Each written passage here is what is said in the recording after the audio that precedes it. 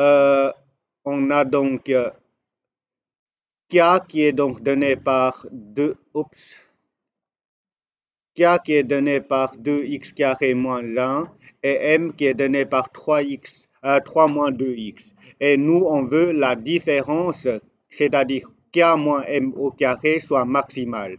Du coup, c'est la différence qu'on veut que ça soit maximal. Donc, la fonction qu'on est censé avoir, c'est la fonction différence qui est donnée par K moins M au carré. Et K, on remplace par la valeur de x carré moins 1 moins m au carré, c'est-à-dire 3 moins 2x au carré. OK? Et là, vous devez faire attention que quand vous calculez, ça, vous allez recopier.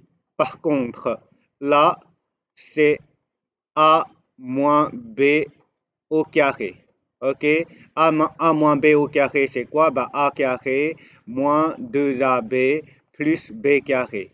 Et donc ici, on va avoir donc 9 moins 2AB, c'est-à-dire moins 12x. Et après, plus B carré, bah, plus 4x carré. OK? Et après le moins, on doit distribuer, il faut changer des signes. Et à la fin, on va avoir une expression comme ax carré plus bx plus c. Et sur base de ça, nous pouvons chercher donc la valeur de x, c'est-à-dire x égale à alpha, qui est donnée par moins b sur 2a. OK? Là, je ne rentre pas en détail, je suppose que vous êtes tout à fait capable de résoudre ceci. Et une fois que vous avez l'équation ax carré plus bx plus c, vous saurez appliquer pour trouver le moins b sur 2a. La seule difficulté, c'était déjà développer ceci et après ne pas tromper au niveau des signes. OK? Maintenant, pour les élèves qui me font ceci, je n'ai vu 9 moins 4x carré. Là, vous êtes en train de faire n'importe quoi, puisque clairement, c'est un produit remarquable. Si vous n'arrivez pas à retenir le produit remarquable, qu'est-ce que vous pourrez faire? Bah, dans ce cas-là, il ne faut pas chercher trop loin. Si vous n'avez pas la formule, vous appliquez la définition.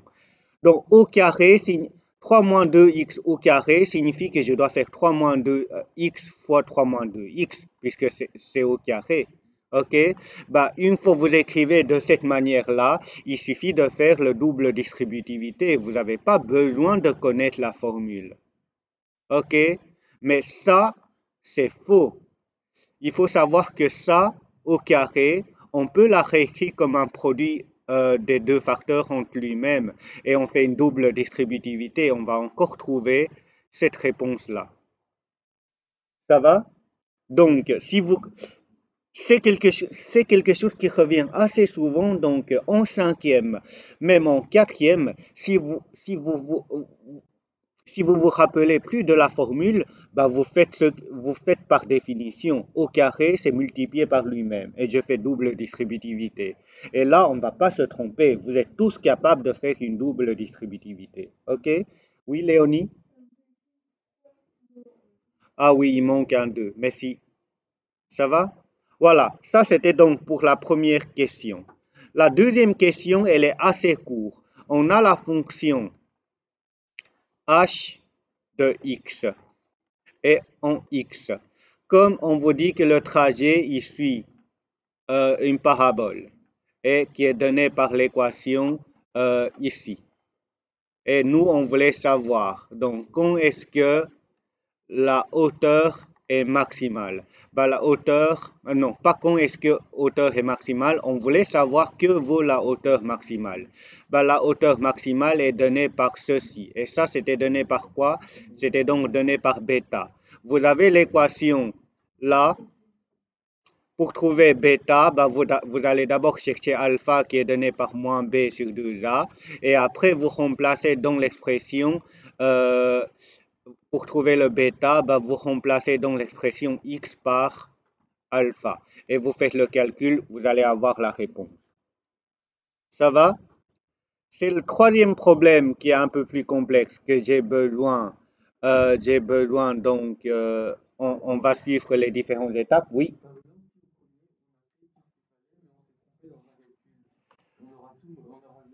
Non, vous n'aurez pas zéro. Vous aurez 0,5. Non, c'est pas vrai. Les raisonnements, ça compte. OK? Donc, là, une chose bien importante, c'est de remarquer que on a les 250 mètres. Chut. 250 mètres, c'était donc tout ce que j'ai mis en couleur. Et là-dedans, il y a 2 mètres qui va se rajouter là et 2 mètres qui va se rajouter là. Et après ça, le D, je sais que là, j'ai aussi le D, là aussi, j'ai le D et là aussi, j'ai le L. OK? Ça, ça, c'est la traduction que je fais pour l'énoncé. Maintenant, Rémi, tu veux bien me lire ce que je dois faire la première étape, les différentes étapes? Non, lire ce qu'il a été indiqué. Donc, schématiser la situation, ça c'est OK. Deuxième étape, nommer les inconnus, c'est fait aussi. Exprimer les liens entre les inconnus, tu es sûr que c'est ça? Oui, c'est ça? OK. Exprimer les liens entre les inconnus. Donc, d'abord, en fait, là, on aura besoin de deux choses. Le lien, c'est une des premières choses qui est assez importante. Le lien, c'est que j'ai D plus D plus D plus L, je dois avoir quelque chose. Tout ce qui est en vert, tout ce qui est en vert, ça fait combien? 350 ou 320, ça dépend de l'énoncé. OK? Et avec les 2 mètres et les 2 mètres qui se rajoutent, bah, je dois faire plus 4. Donc là, là, en tout, je dois avoir 354 mètres. Tu es d'accord? Pas tu, vous êtes d'accord? Donc, ce qui signifie qu'on a D plus D plus D plus L, puisque j'ai 2 L et 3 D, qui doit donner 354. OK? Donc là, si je le remets, donc 3 fois le D plus 2 fois le L, c'était 354. Voilà, là, j'exprime le lien entre les paramètres. Étape suivante, Rémi.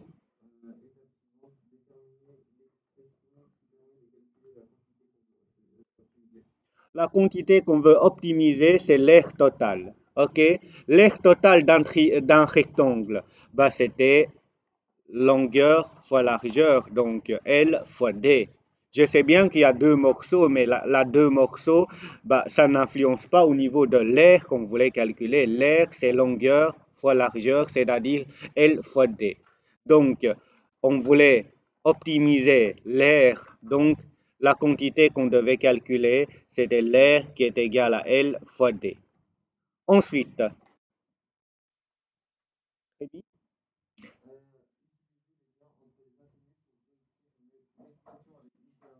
voilà. Là, on a l'expression qui est écrite en deux inconnus, donc on doit utiliser le lien. OK? On utilise le lien pour réécrire ceci en une inconnue. Et comment on peut utiliser le lien? Ben, le lien, c'est lui. Qu'est-ce qu'il nous dit? En fait, on peut soit isoler le D, soit isoler le L. Le plus facile, c'est de isoler le L, puisque c'était deux fois. OK? Le D, c'est trois fois. Donc, je sais que 2L, c'est égal à 354 moins 3D. Et donc, L, je dois faire tout divisé par 2, 1,77. Et 3 divisé par 2, 1,5 D. OK? Donc, ce qui signifie que j'ai utilisé le lien pour avoir une des paramètres. Et je vais la remplacer maintenant dans l'expression. Qu'est-ce que je vais faire? Ben, je vais remplacer le L qui est là par cette expression. Comme ça, j'ai une expression que en fonction de D. R, c'était donc égal euh, 177 moins 1,5 D fois D. Et après, le plus dur est fait, il suffit de développer. Donc ça fois D, je vais avoir 177 fois D moins 1,5 fois D au carré. Et là, comme on voulait maximiser l'air, on a déjà une équation second degré, je vais les mettre dans l'ordre. D au carré plus 177D. Et là, pour avoir une idée, qu'est-ce que je peux faire? Je sais que là, le graphique, verticalement, j'ai l'air. Horizontalement, comme c'était des paramètres D, j'ai D. Et la concavité, elle est négative, donc le graphique doit être comme ça. Et quand est-ce que l'air est maximal? Quand D égale à alpha. Quand D égale à alpha. OK? Donc, on va chercher alpha qui est donné par moins B, c'est-à-dire moins 177 sur 2 fois A, 2 fois moins 1,5. Donc, ça va me donner moins ceci sur moins 3 et on va trouver 59 mètres. Une fois on a trouvé alpha, ça c'était donc la valeur de D. OK? Donc, je sais que pour l'air soit maximal, il faut que D égale à 59 mètres. Si j'ai le D, je peux aussi utiliser cette fois-ci le lien qu'on avait trouvé là pour avoir la valeur de L, puisque on sait que L c'était égal à 100, L c'était égal à 177 moins 1,5 fois D, et si on remplace là-dedans, donc 177 moins 1,5 fois 59, et là, je vais le calculer, 177 moins 1,5 fois 59, on trouve 88,5. Donc, pour répondre à la question, quelle doit être la dimension de grand L et petit d pour que l'air total soit maximal? Le petit d, ça doit être égal à 59. Et le grand L, ça doit être égal à 88,5. En plus de ça, j'ai demandé de calculer que vaut cette R.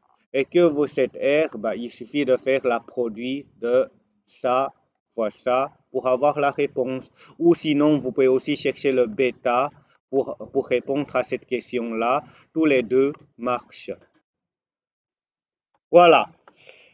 C'est bien pour ceux qui ont réussi, et pour ceux qui n'ont pas réussi ou pas totalement réussi, il ne fallait pas vous décourager, puisque déjà, une chose, c'est une partie qui est difficile. Une autre chose, ça c'est une interrogation formative. Pourquoi on fait des interrogations formatives? Ça a le but de vous montrer ce qu'on va vous interroger à l'examen. Donc, cette interrogation-là, donc vous pouvez essayer de le refaire après 2 semaines, une fois que vous n'avez plus les détails de raisonnement dans la tête. Et en refaisant, si vous constatez que vous avez encore des difficultés, vous pouvez encore venir me voir ou vous pouvez lancer cette vidéo-là pour se rappeler de ce qu'il faut faire. C'est à force de faire qu'on va retenir donc les différentes étapes qu'il fallait respecter. Et si vous pensez que vous avez compris cela et vous voulez encore essayer des autres exercices pour tester si vous avez compris, vous pouvez aussi me contacter par Smart School pour avoir des autres énoncés. Ça va? Et si vous voulez compliquer, voilà, pour les gens qui ont bien compris, vous pouvez compliquer la situation. Vous pouvez prendre les mêmes énoncés, mais au lieu d'avoir 2 portes là, vous pouvez rajouter encore une porte ici pour compliquer la situation. L'énoncé change. OK? C'est comme ça que nous, on invente l'énoncé. On ne sait pas inventer 36 000 types d'énoncés, à part qu'on reprend un énoncé qu'on avait déjà travaillé, on fait une modification. Là, je peux peut-être essayer de vous montrer quelque chose. En fait, pour ces exercices-là, au début, ce sont des exercices du style 350 mètres. Je voulais faire une clôture comme ça, et quelle doit être la forme pour que l'air soit maximal, et on avait trouvé que c'est un carré. Et après, 350 mètres, on voulait faire une clôture où on a une rivière. Du coup, la clôture est là. Quelle est la dimension? Vous voyez, donc là, on complique un tout petit peu les choses, mais c'est toujours sur base des mêmes données. Et je peux encore faire 350 mètres avec une clôture comme ça, mais avec une porte.